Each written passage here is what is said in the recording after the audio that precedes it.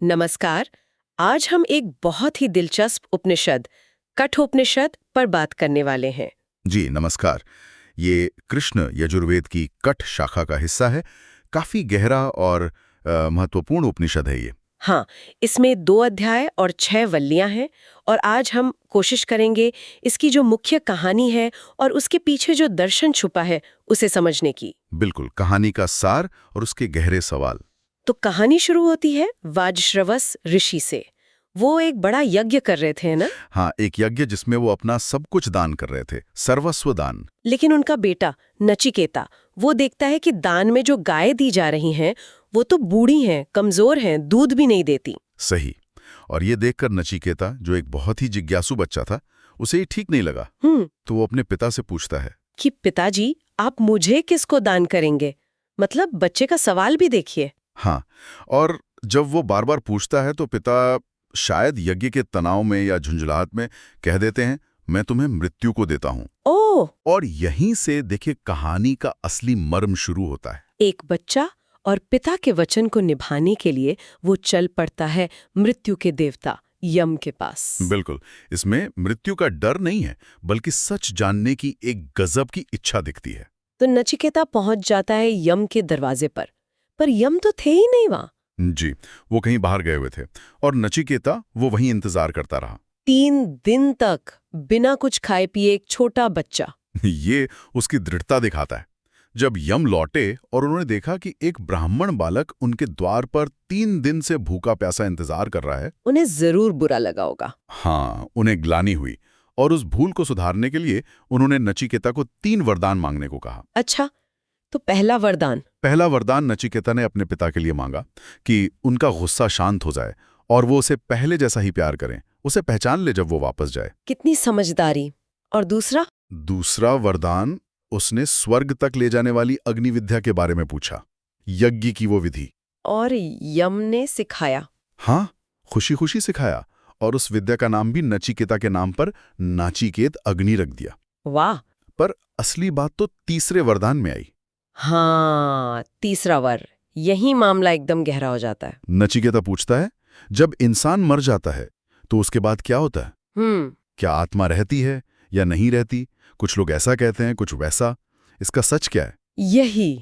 यही वो सवाल है जो इस उपनिषद का केंद्र है। आत्मा का स्वरूप, मृत्यु के पार का रहस्य। यम ने तुरंत बता दिया? नहीं, पहले तो यम हिचकिचाए। उन्होंने कहा कि ये सवाल बहुत गूढ़ है, देवता भी इसमें उलझ जाते हैं। अच्छा।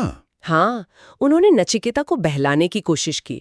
कहा कि तुम इसके बदले दुनिया के सारे सुख मांग लो, लंबी उम्र, ढेर सारा धन, राजपाट, सुंदर अप्सराएं, मतलब जो कुछ भी आकर्षक लगता है। जिसे उपनिषद में प्रेय कहा गया है ना, जो फौरन अच्छा लगे। बिल्कुल, प्रेय मार्ग। लेकिन नचिकेता वो डिगा नहीं।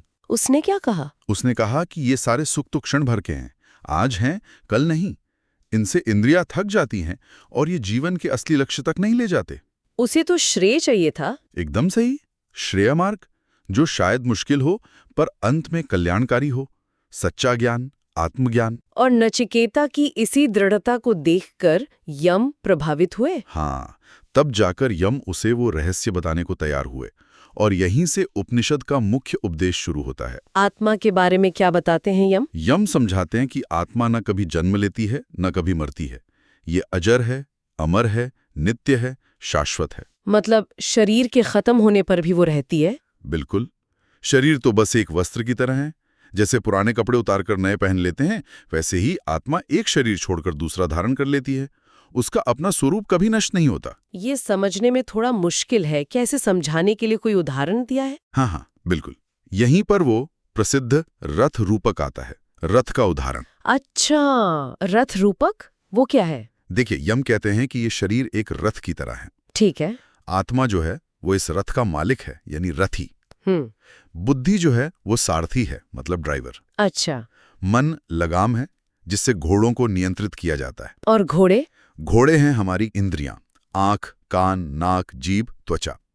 ये इंद्रिय रूपी घोड़े हमें बाहरी दुनिया की तरफ खींचते हैं। ये तो बहुत ही स्पष्ट रूपक है। मतलब अगर बुद्धि रूपी सारथी मजबूत है और मन रूपी लगाम कसी हुई है, तो इंद्रिय रूपी घोड़े सही रास्ते पर चलेंगे। विषयों के पीछे अंधाधुंध नहीं भागेंगे। और अगर लगाम ढीली हो या सारथी ही कंफ्यूज्ड हो? तो फिर रथ यानी शरीर और आत्मा यानी मालिक दोनों ही गलत रास्ते पर भटक जाएंगे, जीवन का लक्ष्य पूरा नहीं होगा। तो मतलब आत्म संयम और विवेक यही कुंजी है। बिल्कुल।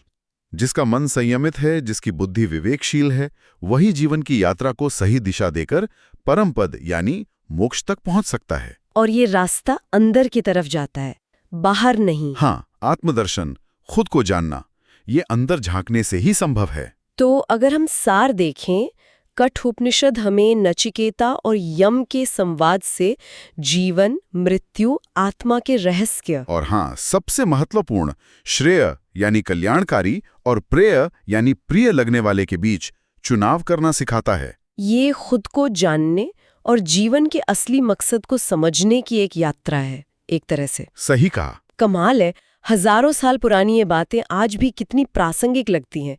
ये श्रेय और प्रेय का चुनाव, ये तो हम रोज ही करते हैं, छोटे बड़े फैसलों में, है ना? बिल्कुल, हर कदम पर यह सवाल सामने होता है। और वो आत्मा वाला सवाल कि मृत्यु के बाद क्या, ये जिज्ञासा तो शायद आज भी कहीं ना कहीं हर इंसान के मन में उठती होगी। हाँ, ये शाश्वत प्रश्न है। इस पर विचार करना चाहिए। शायद आगे हम ईश या मुंडक जैसे और उपनिषदों में झांके तो कुछ और परतें खुलें।